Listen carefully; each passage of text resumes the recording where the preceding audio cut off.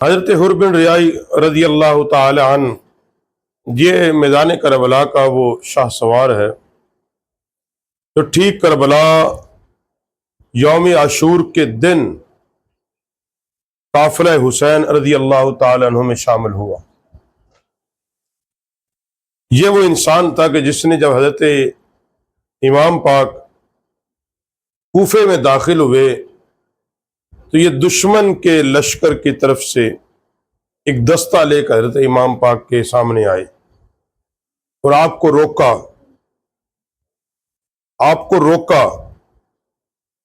مگر علماء نے ایک بڑی پیاری بات کی ہے،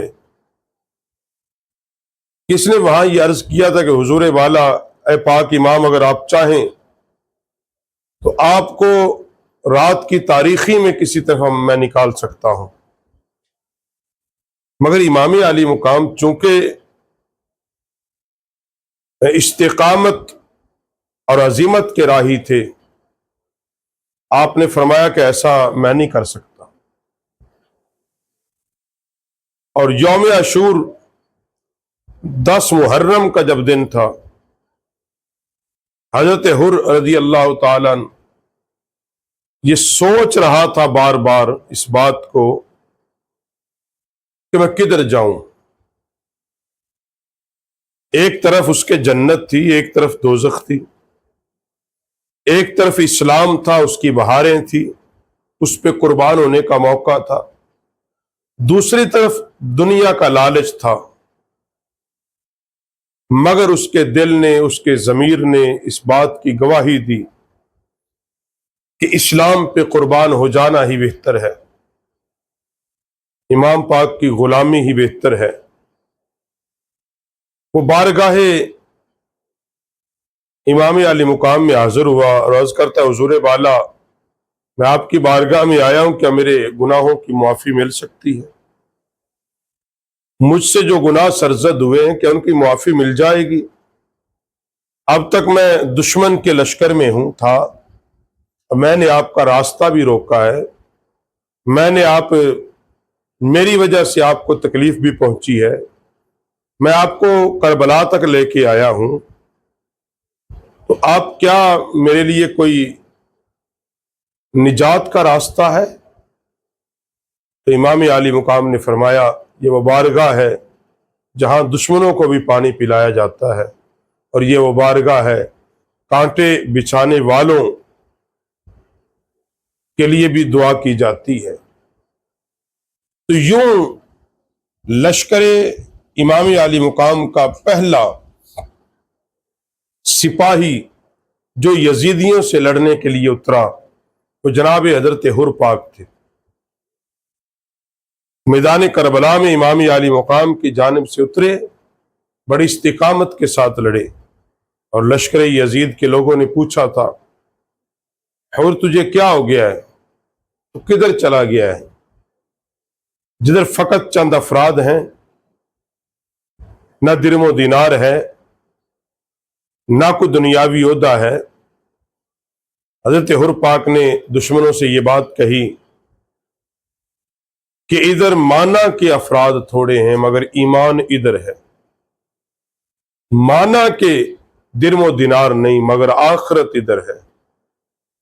ادھر وہ ہر چیز ہے جس کا میں متلاشی ہوں، کیونکہ قیامت کے دن بارگاہ رسالت میں حسین سفارش کریں گے، اور میں چاہتا ہوں کہ قیامت کے دن میری سفارش بھی امام علی مقام کریں۔ تو یہ پہلی شہادت تھی میدان کربلا میں حضرت حر کی لشکر امام کی طرف سے، اور امام علی مقام رضی اللہ تعالیٰ عنہ کس اعلیٰ درجے کے عظیمت کے راہی تھے کہ شب عاشور 9 اور 10 کی درمیانی رات آپ نے اپنے لوگوں سے کہا کہ تم اللہ کی عبادت میں مصروف ہو جاؤ، آج کی رات ہمارے پاس آخری رات ہے، اللہ کی عبادت کرے۔ اور پھر آپ نے رات کے پچھلے پہر سب کو اپنے خیمے میں بلایا، سب افراد کو جمع فرمایا، خاندان رسالت کے جتنے لوگ تھے، آپ کے اصحاب تھے، آپ کے ساتھی تھے، حضرت عباس علمدار تھے، حبیب بن مظاہر تھے، اور جتنے بھی لوگ تھے، آپ کے بھانجے، نواسے، آپ کے ساتھی جو مدینے سے کربلا تک آئے تھے، آپ نے چراغ کو بند کر دیا، فرمایا یہ سارے لوگ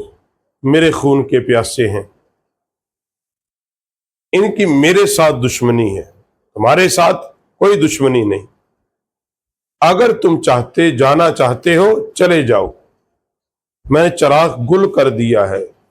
میں قیامت کے دن بارگاہ رسالت میں کسی کی شکایت نہیں کروں گا۔ مگر کچھ دیر کے بعد جب چراغ کو جلایا گیا، ایک بھی فرد نہیں اٹھا تھا، سب نے بیک زبان ہو کر عرض کی، امام علی مقام اگر ہم نے جانا ہوتا تو آئے ہی کیوں تھے؟ اگر ہم سر کٹانے سے ڈرتے تو پھر آپ کے ساتھ چلے ہی کیوں تھے؟ ہم اسی راہ کے مسافر ہیں جس راہ کے آپ مسافر ہیں، ہم آپ کو تن تنہا چھوڑ کر قطعاً نہیں جا سکتے۔ تو آپ عملی طور پر اس کی تصویر بن گئے کہ ثم استقاموا تتنزل علیہم الملائکہ، کہ جو لوگ ایمان لائے اور ایمان لانے کے بعد وہ اس پر ثابت قدم کھڑے رہے تو پھر اللہ کی رحمتیں ان پر نازل ہوتی۔ الذین اذا اصابتہم مصیبہ قالوا انا للہ و انا الیہ راجعون۔ آپ نے اس قدر جوان مردی کے ساتھ میدان کربلا کے اندر ہزارہا کرامات کا ظہور آپ سے ہوا، مگر چونکہ آپ صرف اللہ کی رضا کے لیے گئے ہوئے تھے، یہ کہنا کہ ان کو وہاں پانی نہیں ملا، یہ کہنا وہ پانی دشمن سے مانگتے رہے، دشمن نے پانی نہیں دیا، بھئی دشمن کی اوقات ہی کیا تھی کہ وہ پانی نہ دیتا؟ یہ اس ہستی کے نواسے تھے جس کی ملکیت میں اللہ نے ساری کائنات کو کیا تھا، اگر یہ چاہتے تو پانی خود چل کے آ جاتا، مگر چونکہ یہ اللہ کی رضا پہ راضی تھے،